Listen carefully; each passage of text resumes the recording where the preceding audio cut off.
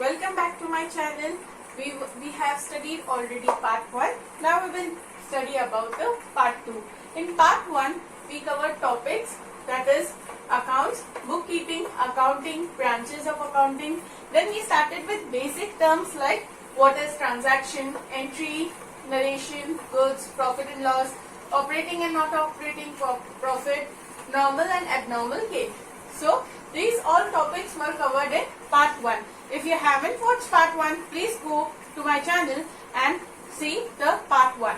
Now we will start with part 2 and cover topics of assets, liabilities, capital, drawings, debtors, expenses, discount, solvent and insolvent, accounting year, trading concern, non-profit organization or not-for-profit concern, goodwill, income and contingent liabilities. So come on, let us start with our first one, that is assets.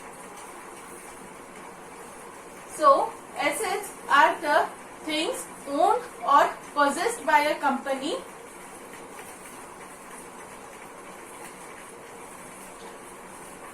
So come on, how to write about this? I will like to do it in Hindi like earlier video so everyone could understand it. Assets ऐसी चीजें रहती है जो company possess या own करती है. तो assets are owned or possessed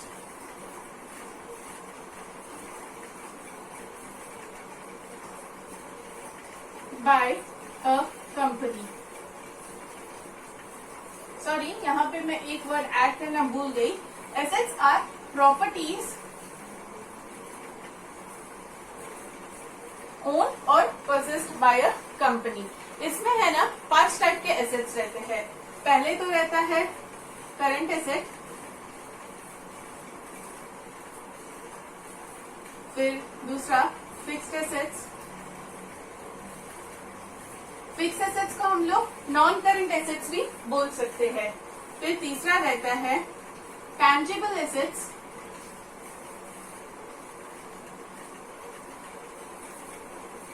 चौथा इनटैंजिबल एसेट्स,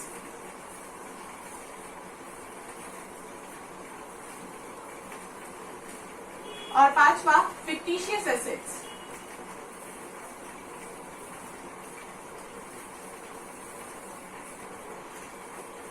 तो चलिए देखते हैं कि current, fix, tangible, intangible and fictitious assets क्या रहते हैं. पहले तो करंट एसेट्स, इनका जो पीरियड रहता है ना, जो प्रॉपर्टी हम लोग ओन करते हैं या जो हमें पैसे मिलने वाले होते हैं या जो बेनिफिट मिलने वाला होता है, ये 1 ईयर के अंदर ही अंदर होता है. So this is less than a year. तो ऐसे टाइप के एसेट्स कहाँ पे गिने जाएंगे? करंट एसेट्स में. जैसे हमारे पास अगर क्लोजिंग स्टॉक हो, लाइक अभी घर पे आपके जो भी सामान चाहिए रहता है, अगर 1 साल खत्म हो गया हो और वो बच गया हो तो वो आपका क्लोजिंग स्टॉक रहता है. जैसे कंपनी में क्लोजिंग स्टॉक रहता है, तो उसे आप फेंक तो नहीं देंगे ना, आप दूसरे ईयर में लाएंगे, उसको पहले स्टार्ट करेंगे उसी से और उसको पहले खत्म करेंगे, फिर नई चीजें खरीदेंगे. वैसे ही होता है करंट एसेट्स की. जैसे हमारा जो स्टॉक रहता है उसको पहले हम लोग यूज कर लेंगे, उसके बाद हम लोग नया स्टॉक खरीदेंगे, तो वो विद इन अ ईयर में यूज हो जाता है. फिर कैश होता है, डेटर्स होते हैं. डेटर्स मतलब क्या कि किसी के पास हमारे पैसे पड़े हो, मतलब हमने उनको कुछ गुड्स दिया हो, बेचा हो, लेकिन उनसे पैसे ना दिए हो, तो उनको डेटर्स बोलते हैं. तो in the future you will receive the money. तो ऐसे टाइप के जो एसेट्स रहते हैं उनको करंट एसेट्स बोलते हैं. फिर दूसरे होते हैं फिक्स एसेट्स. इनका बेनिफिट सालों साल चलता रहता है, तो मोर देन अ ईयर. जैसे कि हम लोग ने अगर फर्नीचर खरीदा, कंप्यूटर खरीदा या दूसरे कोई भी एसेट्स ऐसे खरीदे जो लॉन्ग टर्म में चलेंगे, तो ऐसे एसेट्स को फिक्स्ड एसेट्स बोलते हैं या तो नॉन करंट एसेट्स बोलते हैं, जैसे कि मैंने पहले बताया. फिर टैंजिबल एसेट्स. टैंजिबल एसेट्स यानी जैसे कि हम लोग जिसको छू सके और ऐसे टाइप के जो एसेट्स रहते हैं like furniture, computer, plant and machinery, building, ये सब चीजें होती है टेंजिबल एसेट्स, जिसको हम लोग छू या देख सकते हैं। लेकिन इनटेंजिबल क्या रहते हैं? इनटेंजिबल जैसे गुडविल होता है। गुडविल यानी क्या कि हमारी कंपनी का रेप्यूटेशन जो होता है वो पैसों के टर्म्स में मेजर किया जाता है, उसको हम लोग गुडविल बोलते हैं।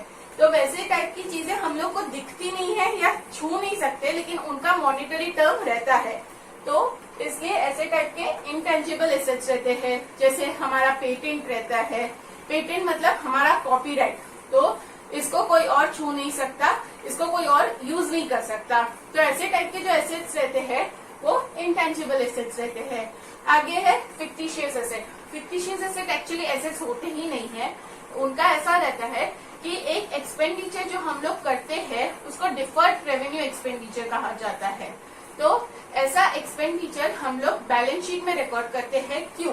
क्योंकि वैसे तो वो प्रॉफिट एंड लॉस में होता है, लेकिन इसको हम लोग बैलेंस शीट में रिकॉर्ड क्यों करते हैं? क्योंकि ऐसे टाइप का एक्सपेंस एक ही बार किया जाता है, लेकिन उनका बेनिफिट सालों साल चलता है, लाइक 10 years चलता है। जैसे कि एडवर्टीजमेंट, अगर मैंने एक बैनर लिया, उसको होर्डिंग ली, तो उसको मैंने एक जगह पे लगाया हुआ है, तो वो 3 साल तक लगाया हुआ है।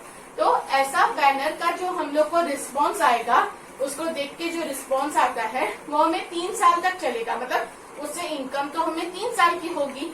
तो ऐसे एक्सपेंसेस अगर हम लोग एक ही साल में डाल देंगे तो इट्स नॉट फेयर। सो ऐसे टाइप के जो एक्सपेंसेस रहते हैं उसको हम लोग पार्ट में एक्सपेंडिचर की तरह क्लेम करते हैं, और बाकी जो पार्ट रह गया है उसको फिक्टिशियस एसेट्स की तरह लिखते हैं बैलेंस शीट के एसेट साइड पे। तो आप ये देख लीजिए और लिख लीजिए, और कोई डाउट होगा तो बताइएगा।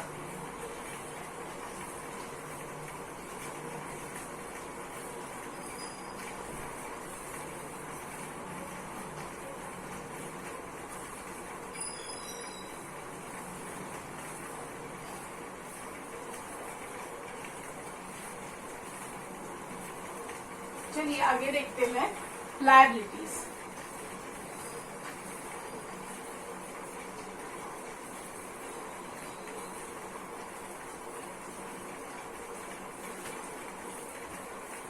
एसेट्स एंड लायबिलिटीज बहुत ही इम्पोर्टेंट होते हैं समझने के लिए, तो इसीलिए ध्यान से देखिए और समझिए। लायबिलिटीज क्या होता है? जैसे एसेट्स हमारी प्रॉपर्टी रहती है, वैसे लायबिलिटीज हम लोग को किसी को पे ऑफ करना रहता है। हमने अगर किसी से लोन लिया हो, या जो हमारे पार्टनर्स हो, ओनर्स हो कंपनी के, उन्होंने हमें पैसे दिए हो, तो हमें उनको रिटर्न तो करना ही पड़ता है ना। तो ऐसे टाइप के जो लोन्स रहते हैं जो हमें रिटर्न करने हैं इन फ्यूचर, या तो किसी ने हमें एडवांस इनकम दे के रखा है और उनको सर्विसेज देना बाकी है, तो ऐसे टाइप की चीजों को बोलते हैं लायबिलिटीज। तो इसको कैसे लिखेंगे? लायबिलिटीज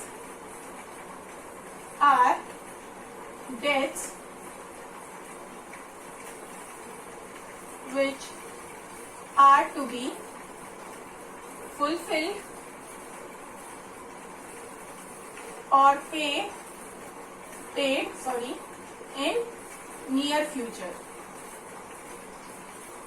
क्योंकि ये हमारा नहीं होता, इसे हमें पे करना होता है वापस। ठीक है, तो इसके भी 2 टाइप्स है। एक है करंट लायबिलिटीज,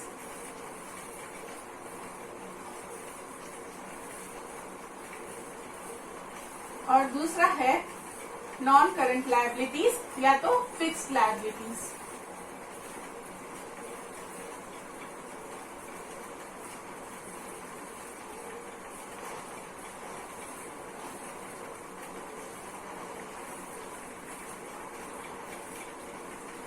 अभी देखते हैं फिक्स्ड एसेट्स में और करंट एसेट्स में जैसे डिफरेंस रहता है, एक जो है वो लेस देन 1 ईयर रहता है और दूसरा जो है वो मोर देन 1 ईयर रहता है। वैसा ही सेम इसका कॉन्सेप्ट है। करंट लायबिलिटीज यानी क्या कि जैसे मैंने आपको डेटर्स समझाया, वैसे क्रेडिटर्स भी रहते हैं। हम किसी से सामान उधार पे लेते हैं तो हमें क्रेडिट दिया जाता है, तो हमें आगे जाके उसको पे ऑफ करना है।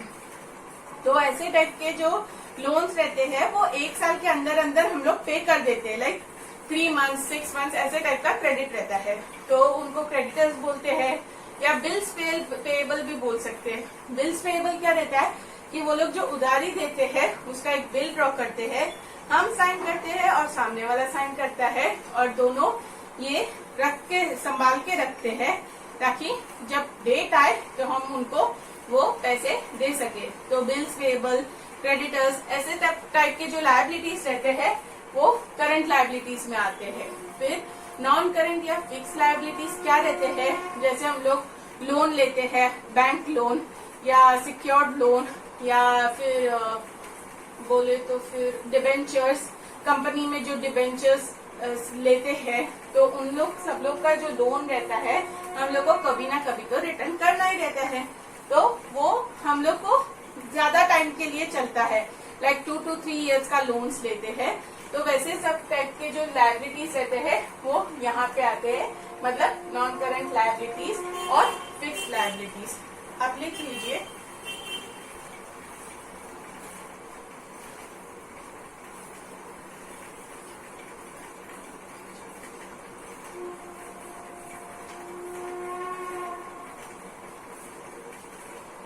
ठीक है, तो चलिए आगे बढ़ते हैं।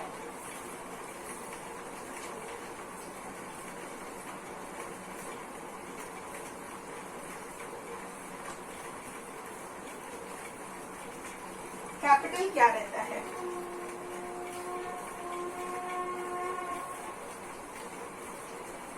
कैपिटल यानी कि क्या, जो ओनर्स रहते हैं या पार्टनर्स रहते हैं वो अपने साथ या तो पैसे लेके आते हैं या गुड्स लेके आते हैं या कोई एसेट्स लेके आते हैं। तो वो लोग जब एंटर करते हैं बिजनेस में तो वो लोग जो भी इन्वेस्ट करते हैं उस चीज को कैपिटल कहा जाता है। तो चलिए देखते हैं इसको कैसे लिखा जाता है। कैपिटल इज मनी और गुड्स और एसेट्स इन्वेस्टेड बाय ओनर और पार्टनर्स। समझ आया? ये या तो मनी के फॉर्म में रहता है या गुड्स के फॉर्म में या एसेट्स के फॉर्म में, तो उसे कैपिटल कहा जाता है। समझ आई बात? तो लिख लीजिए।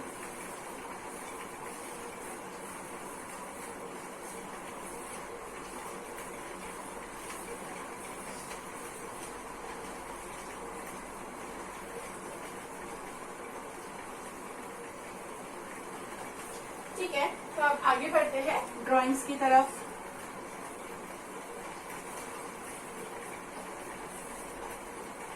ड्राइंग्स यानी क्या रहता है, अगर हमें अचानक कुछ जरूरत पड़ गई ओनर को या पार्टनर को घर पे पैसों की या गुड्स की या कुछ भी चीज की, तो वो अगर कंपनी से लेते हैं तो उसे ड्राइंग्स कहा जाता है, मतलब वो विड्रॉ कर रहे हैं। तो ऐसे टाइप की चीजों को ड्राइंग्स कहा जाता है। लेकिन ये चीजें उनको हमें वापस करनी होती है, क्योंकि एज अ कंपनी के जो रूल्स है वो कंपनी डिफरेंट होता है और एक पर्सन डिफरेंट होता है, वो दोनों मिक्स नहीं हो सकते। तो इसलिए अगर कोई ड्राइंग्स करता है तो उसे वापस उसको लौटाना भी होता है। तो ड्राइंग्स इज मनी और गुड्स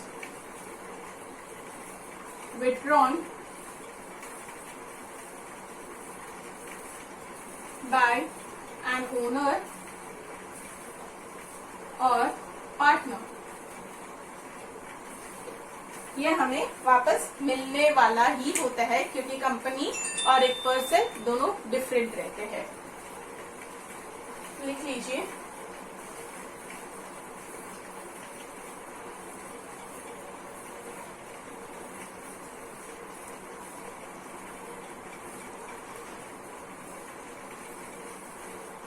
चलिए आगे बढ़ते हैं डेटर्स एंड क्रेडिटर्स की तरफ।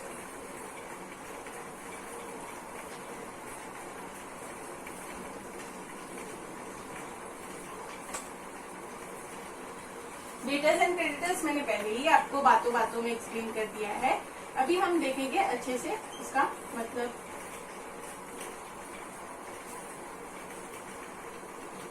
डेटर्स यानी कि मैंने क्या कहा था, जिनको हमने डेट दिया हो, मतलब हमने उनको चीजें प्रोवाइड कर दी है लेकिन उनसे पैसे आना बाकी है, तो ऐसे लोगों को बोलते हैं डेटर्स, मतलब जिससे पैसे आना बाकी है। और क्रेडिटर्स मतलब क्या, हमने उनसे गुड्स लिया है लेकिन हमें उनको पैसे देना बाकी है, मतलब हमें क्रेडिट दिया गया है, तो ऐसे टाइप के लोगों को बोलते हैं क्रेडिटर्स। तो अभी हम लोग देखेंगे डेटर्स और क्रेडिटर्स का डेफिनेशन। इसको हम लोग कैसे याद कर सकते हैं, जिनको हमने डेट दिया है उसको बोलते हैं डेटर्स, और जिनसे हमें क्रेडिट मिला है उसको बोलते हैं क्रेडिटर्स। सिंपल। चलिए देखते हैं। Debtors are the people who have to pay back us amount of goods purchased by them, मतलब जो उन लोग ने खरीदा होगा उसके लिए जो पैसे लगते हैं वो उन्हें हमें देना बाकी रहता है, तो उनको पे बैक करना रहता है। अभी क्रेडिटर्स का लिखते हैं। Creditors are people to whom we have to pay back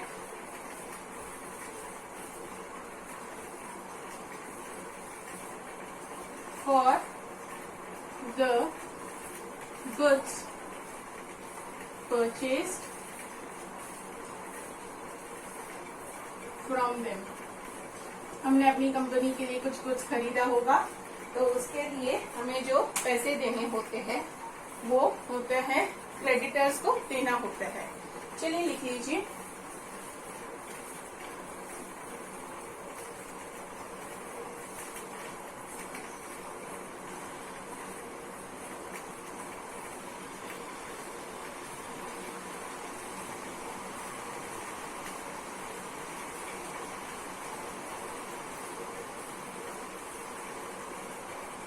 ठीक है, आगे बढ़ते हैं एक्सपेंसेस की तरफ।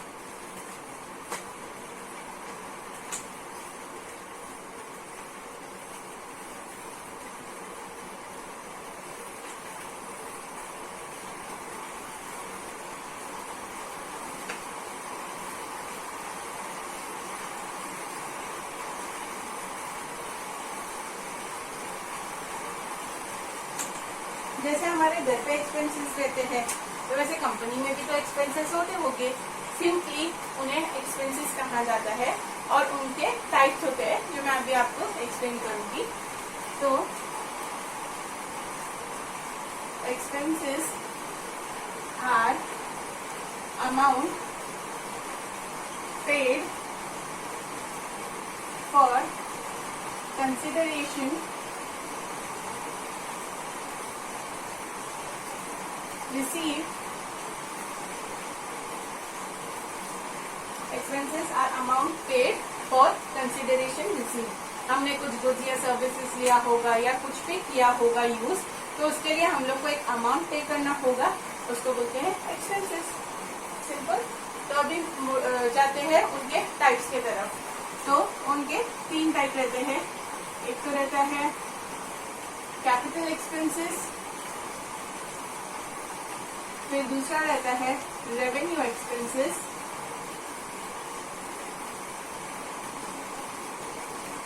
और तीसरा रहता है deferred revenue expenses. Deferred revenue expenses सुना सुना लग रहा है? हाँ, मैंने एक्सप्लेन किया था फिक्टिशियस एसेट्स में। तो ठीक है, पहले हम लोग कैपिटल एक्सपेंसेस की तरफ देखेंगे। कैपिटल एक्सपेंसेस ऐसे रहते हैं जो नॉन रिकरिंग रहते हैं, मतलब अगर हम लोग ने फर्नीचर परचेज किया या लैंड एंड बिल्डिंग, मशीनरी या कुछ भी, तो ऐसे टाइप का एक्सपेंस एक ही बार होता है और वो सदियों तक चलता है। तो ऐसे टाइप के एक्सपेंसेस को कैपिटल एक्सपेंसेस कहा जाता है, क्योंकि वो हमारे लिए कैपिटल क्रिएट करता है, हमारे लिए पैसे क्रिएट करता है। फिर रेवेन्यू एक्सपेंसेस। रेवेन्यू एक्सपेंसेस हमारे लिए इतना कुछ प्रॉफिटेबल नहीं रहता है, वो थोड़े टाइम के बेनिफिट के लिए ही रहता है। जैसे हम लोग ने रेंट पे किया हो, फिर इलेक्ट्रिसिटी यूज किया हो, वैसे सब जो normal day to day expenses रहते हैं ऑफिस के, कंपनीज के, तो वो सब रेवेन्यू एक्सपेंसेस के अंडर आते हैं। फिर नेक्स्ट रहता है डिफर्ड रेवेन्यू एक्सपेंसेस, मतलब कि एक बार हमने खर्चा किया है, लाइक प्रिलिमिनरी एक्सपेंसेस। जैसे हम लोग ने स्टार्टिंग में अगर हम लोग ने खर्चा किया हो कंपनी को स्टार्ट करने के लिए, तो अभी कंपनी तो चलेगी तो बाद में उनको इनकम मिलने ही वाला है, तो ऐसे टाइप के एक्सपेंसेस को प्रिलिमिनरी एक्सपेंसेस बोलते हैं, यानी कि डिफर्ड रेवेन्यू एक्सपेंसेस। तो प्रिलिमिनरी एक्सपेंसेस हुआ। फिर दूसरे टाइप के, जैसे मैंने एडवर्टीजमेंट का एग्जांपल दिया था, तो वैसे टाइप के जो भी एक्सपेंसेस रहते हैं जिनका लॉन्ग टर्म बेनिफिट मिलता है, तो उसको बोलते हैं डिफर्ड रेवेन्यू एक्सपेंसेस। आप इसे नोट डाउन कर लीजिए।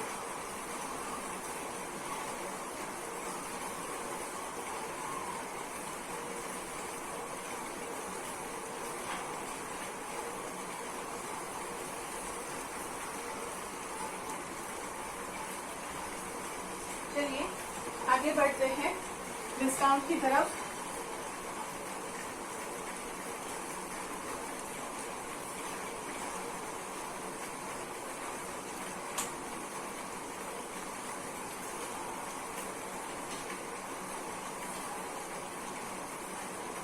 डिस्काउंट यानी आपको रेगुलर बेसिस पे पता ही है कैसे टाइप के हम लोग को डिस्काउंट्स मिलते हैं। तो अभी डिस्काउंट यानी कि क्या, कि हम लोग को कुछ कंसेशन मिला है। हम लोग को अगर 100 रुपए की चीज 80 रुपीज में मिले तो फिर उसको डिस्काउंट कहा जाता है, 20 रुपए का डिस्काउंट। तो ऐसा डिस्काउंट यानी कि कंसेशन।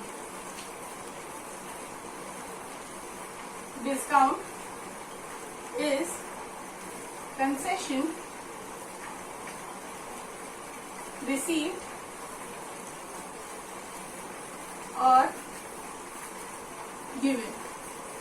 तो अभी या तो ये डिस्काउंट हम लोग किसी को दे सकते हैं या डिस्काउंट किसी से हमें मिल सकता है।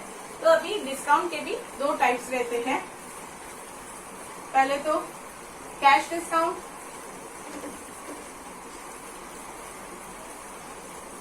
और दूसरा ट्रेड डिस्काउंट।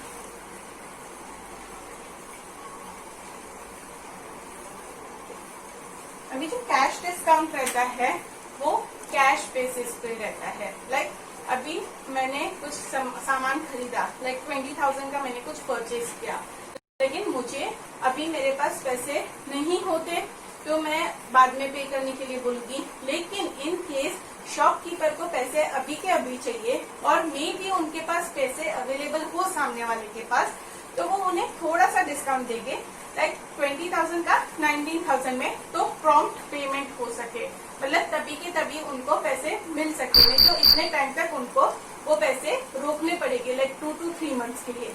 तो ऐसे टाइप के डिस्काउंट को बोलते हैं कैश डिस्काउंट। ये किसके लिए किया जाता है, ताकि हमें प्रॉम्प्ट पेमेंट रिसीव हो। ठीक है। फिर ट्रेड डिस्काउंट कैसा रहता है कि अगर हम लोग को बल्क क्वांटिटी में कुछ खरीदना हो तो तभी हम लोग को ये डिस्काउंट दिया जाता है। या अगर हम लोग रिटेलर है और होलसेलर से परचेज कर रहे हैं, लाइक होलसेलर अगर हमें 100 की चीज 80 में दे तो हम लोग उसको 20 रुपीज ट्रेड डिस्काउंट मानते हैं और हम लोग उसको मार्केट में जाके 100 में ही देंगे क्योंकि MRP ही 100 है।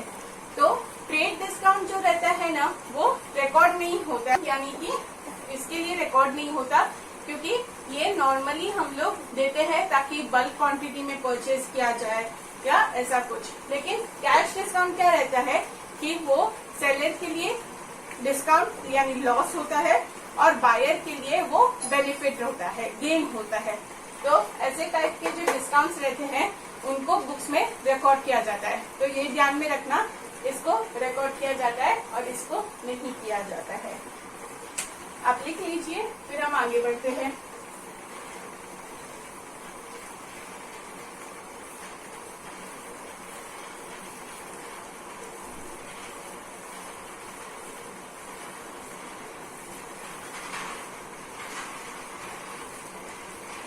चलिए आगे बढ़ते हैं सॉल्वेंट एंड इंसॉल्वेंट की तरफ।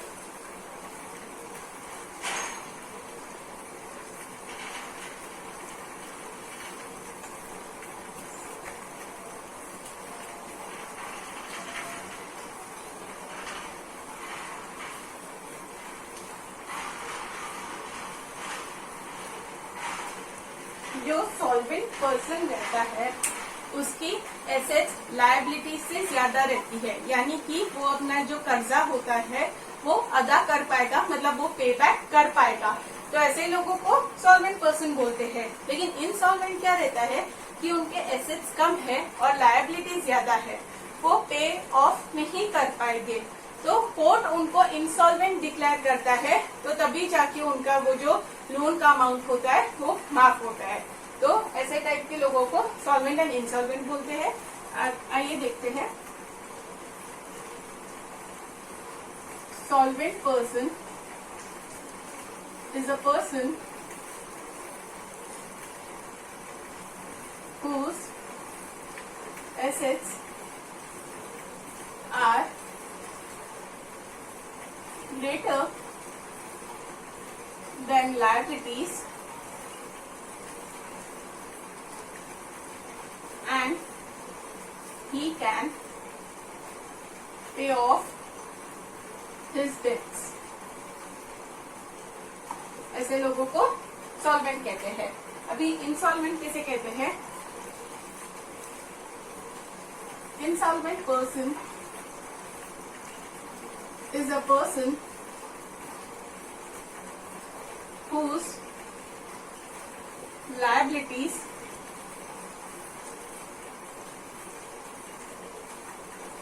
are more than his assets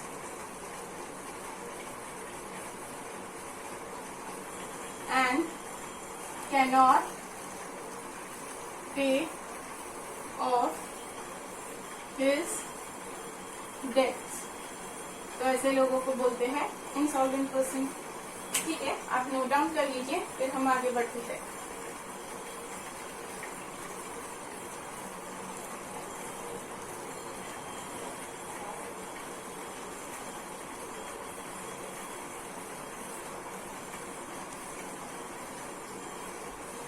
चलिए आगे बढ़ते हैं अकाउंटिंग ईयर की तरफ।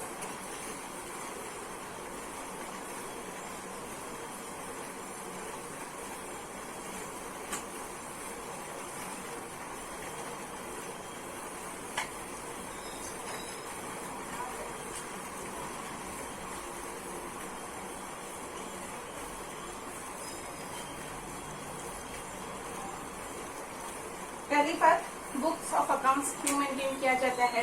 एक तो रीजन होता है हमें अपना ट्रांजैक्शन चेक करना हो कि कहाँ हम लोग ने एक्सपेंसेस किया है, कहाँ इनकम कमाया है, वो सब अगर हम लोग को चेक करना हो तो उस चीज के लिए अकाउंट्स मेंटेन किया जाता है।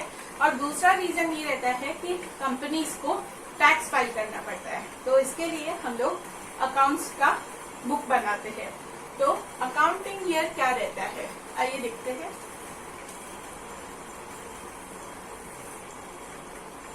Accounting year is a year for which books of accounts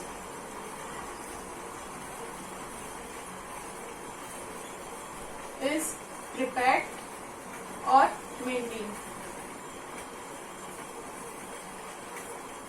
normally accounting year जो होता है वो होता है 1 अप्रैल से 31 मार्च तक। लेकिन अगर हम लोग ये अकाउंट्स को रेगुलरली अच्छे से मेंटेन करें तो हम लोग जो कैलेंडर ईयर है उसको भी यूज कर सकते हैं, दैट इज 1 जनवरी से 31 दिसंबर। लेकिन मोस्टली ये वाला यूज होता है और ये वाला नहीं, क्योंकि ये इसको बोला जाता है अकाउंटिंग ईयर। ठीक है, तो जिस साल के लिए हम लोग अकाउंट्स मेंटेन करते हैं, जिस साल के लिए हम लोग टैक्स भरने वाले हैं, तो उसको अकाउंटिंग ईयर कहा जाता है, जो कि 1 अप्रैल से 31 मार्च तक होता है। लिख दीजिए।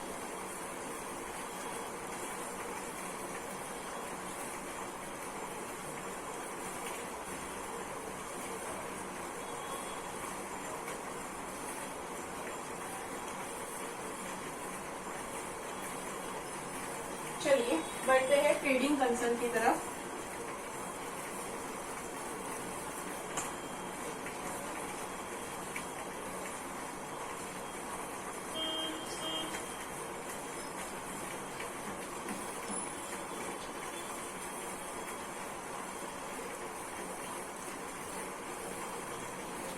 जो कंपनीज या जो ऑर्गेनाइजेशंस रहते हैं वो अगर पैसों के लिए काम कर रहे हैं, लाइक उनको इनकम चाहिए रहता है, तो ऐसे लोगों का मतलब उनका मोटिव जो रहता है वो इनकम जनरेट करना होता है, तो ऐसी कंपनीज या ऑर्गेनाइजेशन को ट्रेडिंग कंसर्न कहते हैं।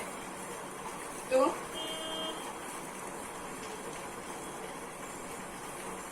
Trading concerns are those concerns whose main motive is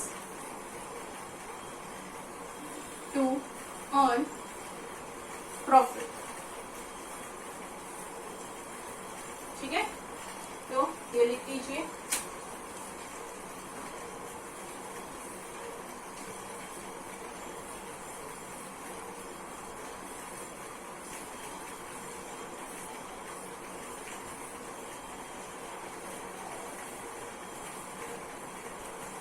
चलिए तो फिर आगे बढ़ते हैं।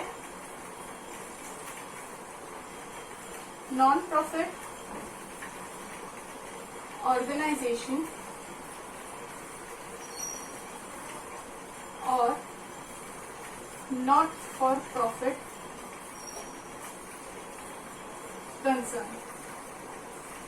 कंसर्न्स। अभी देखिए, आपने एनजीओज के बारे में सुना होगा, उनका मेन मोटिव, कोऑपरेटिव सोसाइटीज के बारे में सुना होगा। उनका मेन मोटिव क्या रहता है कि वो सर्विसेज प्रोवाइड करें, उनका मेन मोटिव प्रॉफिट अर्न करना नहीं होता है। तो ऐसे टाइप के कंसर्न्स को हम लोग नॉन प्रॉफिट ऑर्गेनाइजेशन या नॉट फॉर प्रॉफिट कंसर्न कहते हैं, जिनका मेन मोटिव प्रॉफिट अर्न करना नहीं होता, सर्विस प्रोवाइड करना होता है। NPO, that is non-profit organization, are concerns whose main motive is to provide services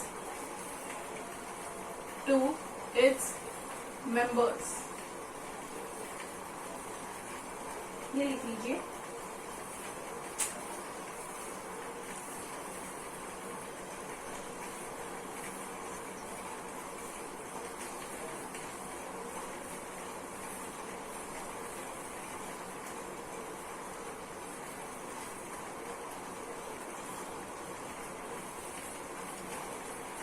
चलिए अब आगे बढ़ते हैं गुडविल की तरफ। गुडविल भी मैंने आपको बातों बातों में समझाया था, अभी हम लोग उसको अच्छे से एक बार देख लेंगे कि गुडविल क्या होता है।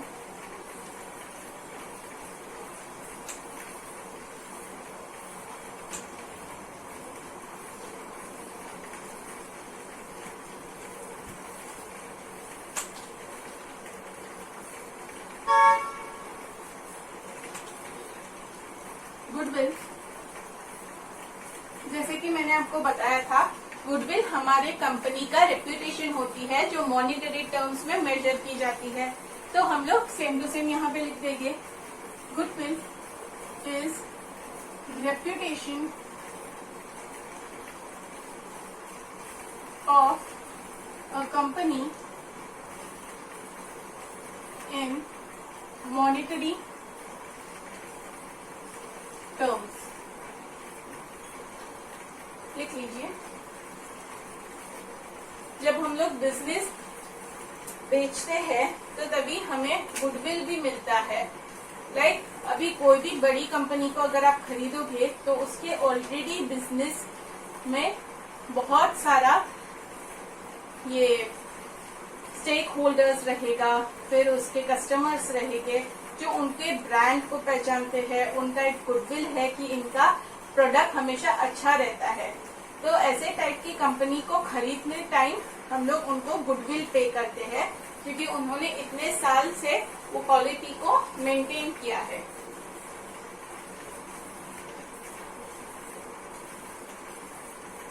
तो आपने लिख लिया, ठीक है। अब हम आगे बढ़ते हैं इनकम की तरफ। जैसे नॉर्मली हम लोग तो घर पे पैसे आते हैं कुछ काम करने से, तो वैसे ही इनकम रहता है अगर हम लोग ने कंपनी में कुछ गुड्स जो हमने प्रोड्यूस किए हैं, प्रोडक्ट्स जो होते हैं वो बेचे हो, या सर्विसेज जो होते हैं वो बेचे हो और उनका रेवेन्यू आता है, तो उसको इनकम कहते हैं। Income is money received for goods or services provided। इसके भी दो टाइप्स है, एक होता है रेवेन्यू और दूसरा होता है अदर इनकम। अभी रेवेन्यू यानी कि क्या, जो हम लोग ने सेल्स किया हो, लाइक हमने गुड्स बेचे हो या सर्विसेज प्रोवाइड की हो, जो हमारा मेन जो डे टू डे हम लोग चीजें करते हैं, लाइक जो हमारा मेन मोटिव रहता है, अगर मेरी फर्नीचर की दुकान है तो मैंने फर्नीचर लाइक सोफा या कुछ बेचा, तो उसके वजह से जो इनकम आता है उसको हम लोग रेवेन्यू बोलते हैं। और अदर इनकम कैसा रहता है कि मैंने अगर मेरे पैसे कहीं पे इन्वेस्ट किए हो तो उसका इंटरेस्ट मिलता है या उसका डिविडेंड मिलता है, या मेरी एक बिल्डिंग है जो मैंने एसेट की तरफ परचेज की हो और उसको रेंट पे दे दिया हो तो उनकी तरफ से रेंट मिलता है, तो ये सब जो होता है ना वो एक्स्ट्रा इनकम रहता है, वो बिजनेस के रिलेटेड नहीं होता है।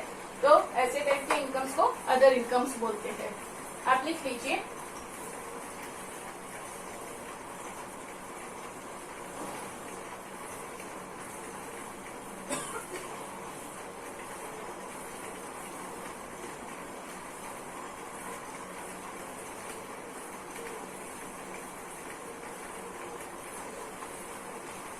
ठीक है, तो आपने लिख लिया।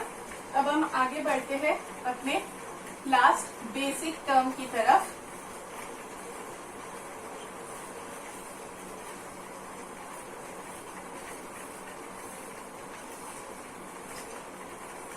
That is contingent liabilities.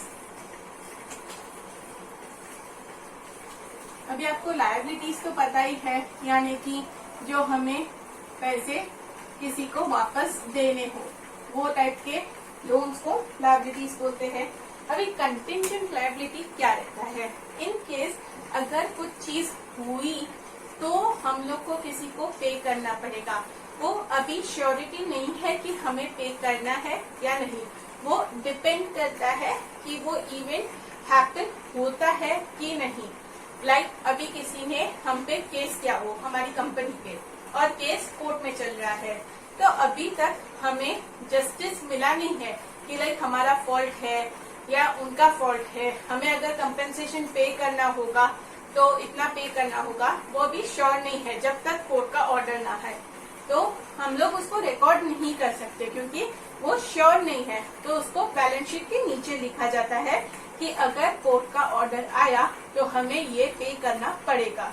तो ऐसे टाइप के जो लायबिलिटीज होते हैं उन्हें कंटिंजेंट लायबिलिटी बोलते हैं। चलिए मैं लिख के दिखाती हूँ। कंटिंजेंट लायबिलिटीज अकरेंस, मतलब वो हमें पे करने हैं कि नहीं करने हैं, डिपेंड्स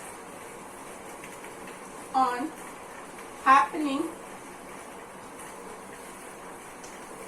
of certain event।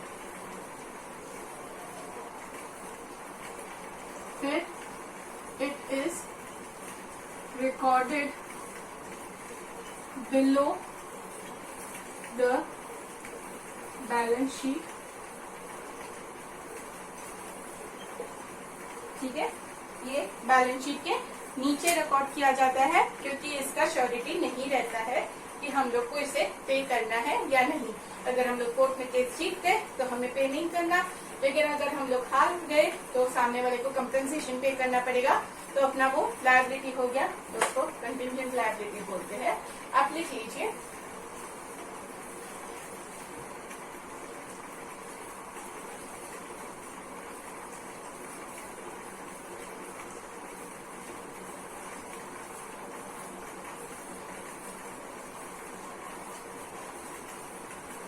सो आपने लिख लिया।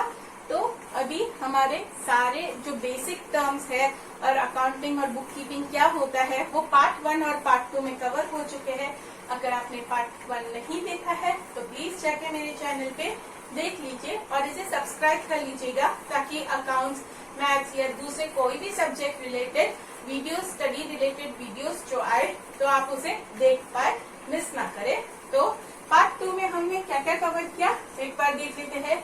Assets, liabilities, capital, drawings, debtors and creditors, expenses, discount, solvent and insolvent, accounting year, trading concern, non profit organisation और not for profit concern, goodwill, income, contingent liabilities. तो आप इसे channel को subscribe कर लीजिए, ताकि आपको इजी मेथड में सारे सम्स या सारे जो अकाउंटिंग टर्म्स रहते हैं वो सब समझ आए, या मैथ्स के रिलेटेड वीडियोस या कोई भी अदर सब्जेक्ट रिलेटेड वीडियोस।